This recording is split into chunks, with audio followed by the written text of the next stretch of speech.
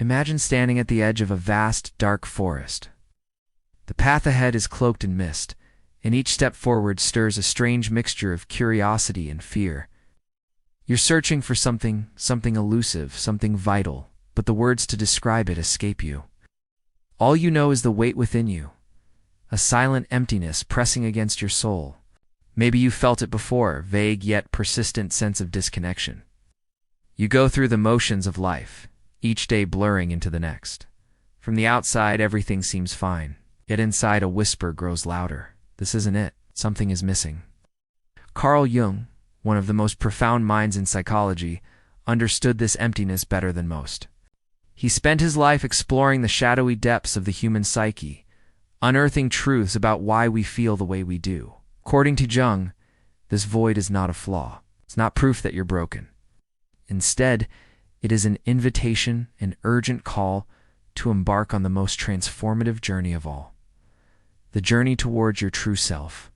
In this exploration, we'll uncover the real meaning behind the inner void. We'll navigate why so many of us feel lost, disconnected from ourselves, and how Jung's revolutionary insights hold the key to understanding and overcoming this emptiness. And at the end of this path, a powerful revelation awaits, one that may forever change the way you see yourself and the world around you. But first, take a moment to reflect. How much of your life has been shaped by the expectations of others? Your beliefs, your ambitions, even the very essence of who you think you are. How much of that is truly yours? And how often do you question whether the person you present to the world is your authentic self, or merely a carefully constructed role? Jung believed the root of this internal void lies in the gap between who we truly are and who we believe we are supposed to be. Society, culture, family, they all shape us from an early age, teaching us which parts of ourselves are acceptable and which are not. We learn to perform, to conform, to seek approval. Over time, this curated version of ourselves becomes our persona, the mask we wear to navigate the world. But here's the problem. The more we invest in this mask, the further we drift from our authentic self. And when the distance becomes too great, we feel it an ache, a restless yearning, as if something essential has slipped away. And what exactly have we lost? The answer lies within what Jung called the shadow self, the collection of everything we've rejected, suppressed, or denied. The emotions we were taught to fear, the desires we buried in shame, the parts of our personality that didn't fit the mold we were given. But here's the truth. These aspects don't disappear. They linger beneath the surface, silently influencing our thoughts, our choices, our relationships. The greater the disconnect between our conscious self and our shadow, the more pronounced the void becomes. We try to fill it. Work, relationships, achievements, endless distractions. But no matter how much we acquire or how busy we keep ourselves, the emptiness remains. It's like drinking from an empty cup, the thirst never quenched. But what if the void is not a curse? What if it's not something to run from, but something to turn toward? Jung believed that this emptiness is a doorway, a signal that it is time to face what we have avoided. To integrate the lost and fractured parts of ourselves, he called this process individuation, the path to becoming whole. And this is where the journey truly begins. True self-discovery is not about creating a new identity or reinventing yourself. It's about uncovering what has always been there, hidden beneath the layers of fear and conditioning. So how do we begin? The first step is awareness. To see beyond the mask and ask yourself, what parts of me have I suppressed to fit in? What emotions have I denied because they were too uncomfortable? What desires have I abandoned because they seemed unacceptable, too risky, too different? Jung once said, one does not become enlightened by imagining figures of light, but by making the darkness conscious. This means gazing into the shadows of our mind, not with judgment, but with curiosity. What if the very parts of yourself that UVA labeled as weaknesses or flaws are actually the keys to your deepest self-understanding? Facing the shadow isn't easy. It demands courage. It means unraveling the narratives you've clung to and questioning what you thought was true. But only by integrating these hidden aspects can you begin to fill the void not with distractions, but with the authentic essence of who you are. And here's the most profound realization of all. The void is not empty. It's overflowing with potential, with possibility. with the essence of the self you've yet to embrace? What if the emptiness you feel is not a lack, but an opening, a space waiting to be filled, not with illusions, but with truth? In the next part, we will explore the astonishing power of the unconscious mind, and why the key to transformation lies not in escaping the void, but in fully embracing it. So, think back to a dream you once had, a dream so vivid, so real, that for a fleeting moment it felt like truth. And then you woke up. The images dissolved, but something remained. And now it's time to understand why. The sensations faded and reality set in. Why? But what if I told you that much of what we believe to be real, our identity, our desires, even our fears, is just another dream? A dream shaped not by our true selves, but by the unconscious forces that have been pulling the strings from the shadows. Carl Jung believed that to truly find ourselves, we must first understand these hidden forces. He argued that the unconscious mind isn't just a storage place for forgotten memories. It's a living, breathing force that shapes our reality in ways we barely understand. And until we become aware of it, we are not truly in control of our own lives. So what exactly is the unconscious? And how does it create that unbearable feeling of being lost? Imagine an iceberg floating in the ocean. The part above the water, the part we can see, represents our conscious mind. It's where logic resides, where we make decisions, and where we engage with the world. But beneath the surface, hidden from view, is the vast expanse of the unconscious. It's a realm of unprocessed emotions, forgotten memories, suppressed desires, and primal fears. Jung divided the unconscious into two parts, the personal unconscious and the collective unconscious. The personal unconscious is shaped by our unique experiences, the memories we've buried, the emotions we've ignored, and the traumas we've left unresolved. Every time we suppress a painful truth, deny a part of ourselves, or hide from a difficult reality, it doesn't disappear. It sinks into the depths of the personal unconscious, where it festers, waiting to resurface in ways we may not recognize. Then there's the collective unconscious, a concept that sets Jung apart from many other psychologists. Beyond our individual experiences, Jung proposed a deeper, shared level of consciousness. This vast reservoir contains universal symbols and patterns inherited from generations past. He called these symbols archetypes. The wise old man, the hero on a journey, the nurturing mother, the trickster, the shadow. These aren't just characters in ancient myths. They live within us, influencing our thoughts, beliefs, and identities. And often, when we feel lost, it's because we re-caught in the grip of an unconscious narrative that is not our own. Think about the expectations placed upon you since childhood. The subtle messages about what it means to be successful, worthy, or even good. These messages didn't come from nowhere. They were passed down, shaped by culture, family, and the collective unconscious. You were handed a script, a role to play in a story already written before you had a say. But what if that story doesn't fit? What if the role you've been playing isn't the one you were meant for? This is why so many people experience a profound sense of emptiness. They strive for achievements, relationships, and material success, believing these things will fill the void, yet something still feels incomplete. Deep down, the soul knows the truth. They are living someone else's dream.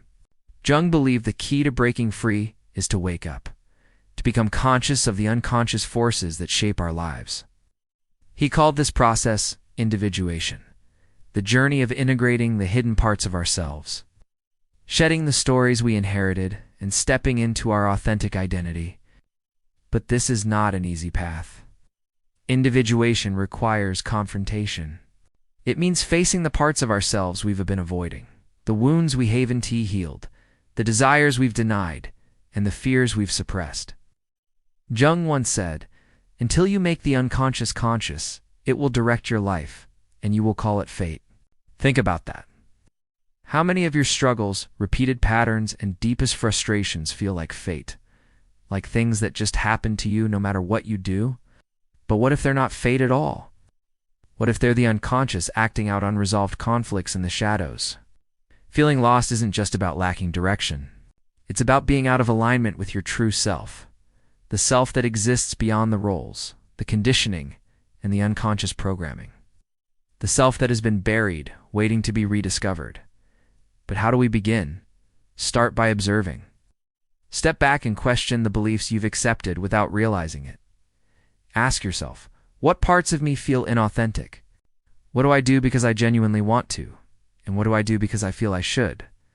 What emotions do I avoid? What truths about myself do I resist?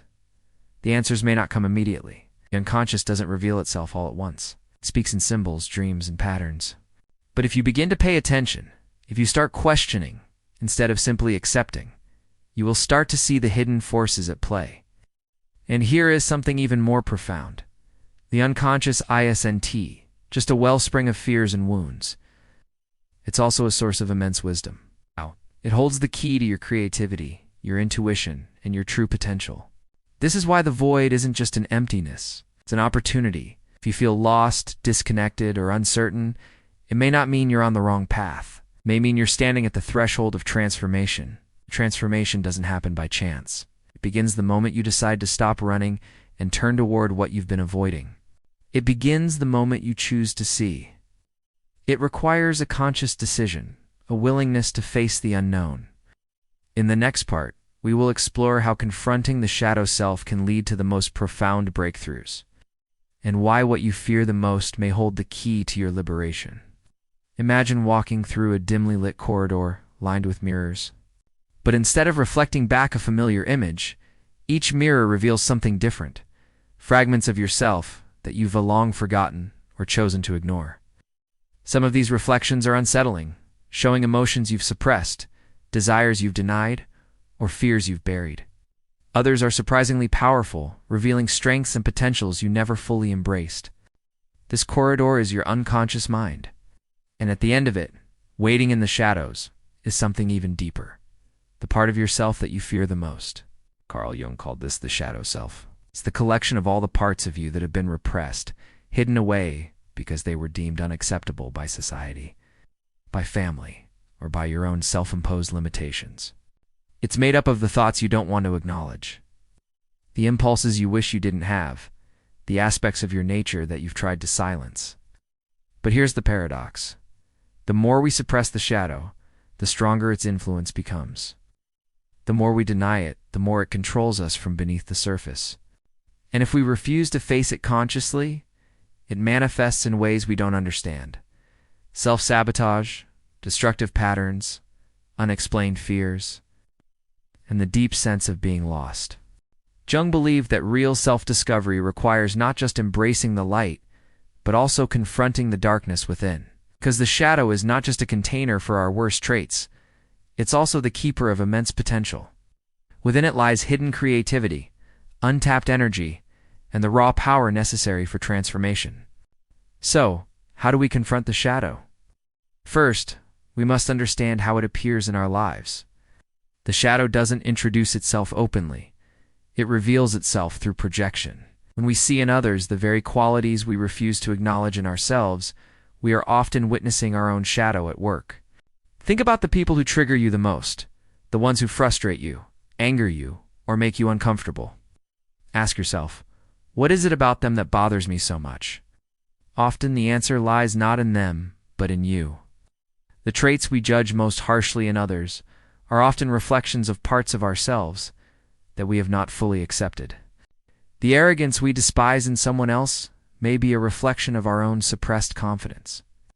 The selfishness we condemn may highlight the ways we've ignored our own needs. The behaviors we find intolerable in others may be aspects of ourselves that we've pushed so far into the unconscious that we no longer recognize them as our own. This is the first step. Noticing the patterns of projection and seeing where the shadow is at work in our daily interactions. It's not easy. Our ego resists it. It doesn't want to admit that what we judge in others is often what we haven't faced in ourselves. But awareness is the beginning of transformation. Once we recognize the shadow, the next step is to integrate it. This doesn't mean acting out every suppressed desire or giving in to every impulse. It means acknowledging these hidden aspects with honesty and without shame. Jung called this process shadow work. It's as the conscious effort to bring the unconscious into the light. to examine our suppressed emotions, question the stories we've told ourselves, and reclaim the lost parts of who we are. Shadow work requires deep reflection. It requires us to sit with uncomfortable truths, to explore the wounds we've been avoiding. And it demands something even more challenging: self-compassion. Because as we uncover our shadow, we must resist the urge to judge ourselves harshly. Ask yourself, what emotions do I avoid expressing? What fears or desires have I suppressed? Where do I see patterns repeating in my life? What aspects of myself do I deny or hide from others? One of the most profound realizations that comes from shadow work is this: the qualities we suppress are not inherently bad. The anger, the ambition, the sensuality, the assertiveness, these are not negative traits. They only become harmful when they are repressed and left to operate unconsciously. But when we integrate them, when we channel them consciously, they become sources of strength. Consider the concept of the golden shadow. Just as we suppress aspects of ourselves that we find unacceptable, we also suppress our greatness, our untapped talents, our deepest passions, our potential for true fulfillment. Many people do not fear failure as much as they fear their own power. They fear what would happen if they fully embraced their abilities, their voice, their purpose. So many of us live beneath our potential because we've absorbed limiting beliefs. We've internalized the voices that told us we weren't good enough, not smart enough, not worthy enough. Over time, we accepted these narratives as truth. But what if they were never true to begin with? What if the life you've been living is only a fraction of what you're capable of? This is where the greatest shift happens. When we stop seeing the shadow as something to fear and start seeing it as a guide. When we recognize that within our darkness lies the key to our light. Jung once said, "The privilege of a lifetime is to become who you truly are." And to do that, we must stop running from ourselves. We must turn toward the shadow and embrace it, not as an enemy, but as a forgotten part of our wholeness. The moment we stop fearing the unknown within us is the moment we unlock the deepest truths about ourselves. Because what we've been searching for, what we've been longing for, is not outside of us. It is within, waiting to be remembered. In the next part, we will uncover the final and most powerful revelation, the one that has the potential to change not just how you see yourself, but how you navigate the world. There comes a moment in every journey of self-discovery when we realize that we are no longer the person we once believed ourselves to be. The old stories no longer fit. The old fears no longer hold the same power. The old identities begin to fade, making way for something new, something truer. But this transition is not without struggle. Because before we can fully step into our authentic selves, we must face the greatest challenge of all: letting go of who we thought we were. Transformation requires loss. It demands that we shed the old self, the comfortable illusions, the worn-out stories, the identities we clung to for so long. And that is why so many resist it. Because real change, even when it's necessary, feels like a kind of death. The ego recoils, whispers that the familiar is safer, even if it's painful. It warns that stepping into the unknown is reckless. It urges us to stay in the roles we've always played, to remain in the cycles we've always known. But what if it's not the unknown that is dangerous? What if the real danger is remaining the same? What if the cost of clinging to your old self is the loss of the life you were meant to live? Carl Jung said, "The greatest burden a child must bear is the unlived life of its parents." But this burden isn't only inherited from parents. It's handed down by society, by cultural expectations, by every belief we've unconsciously carried. The question is, are you willing to lay that burden down? Are you ready to release what no longer serves you and step into the future that awaits? True self-discovery is not a process of accumulation. It's not about gathering more achievements, more validation, or more experiences. It's a process of removal. Stripping away the false layers, shedding the conditioned beliefs, dismantling the masks. It's about remembering who you were before the world told you who to be. And when the old self crumbles, it may feel like emptiness, like you are standing at the edge of a vast void. But that void is not emptiness. It is space. Space for the real you to emerge. Yet so many fear the void. They scramble to fill it with distractions, with relationships that numb, with careers that misalign, with endless pursuits of external validation. But the void is not the end, it's the cocoon. Just like the caterpillar must dissolve entirely before it becomes the butterfly, you, too, must dissolve the old self to make space for what's next.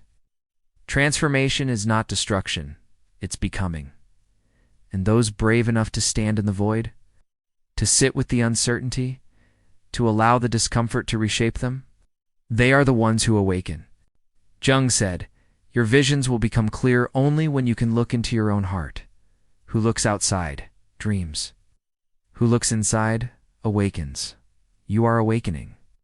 And awakening is not comfortable.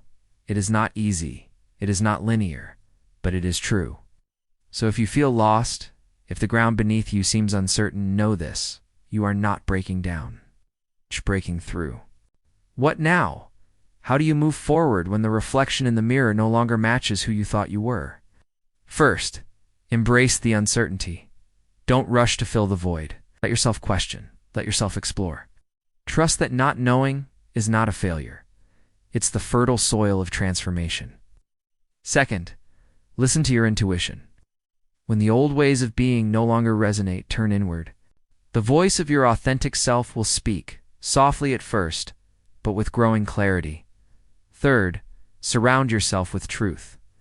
Seek the people, the books, the conversations that call forth your potential. Allow yourself to be challenged, to grow, to see yourself in new light. And finally, be patient. The path of self-realization is not a straight road.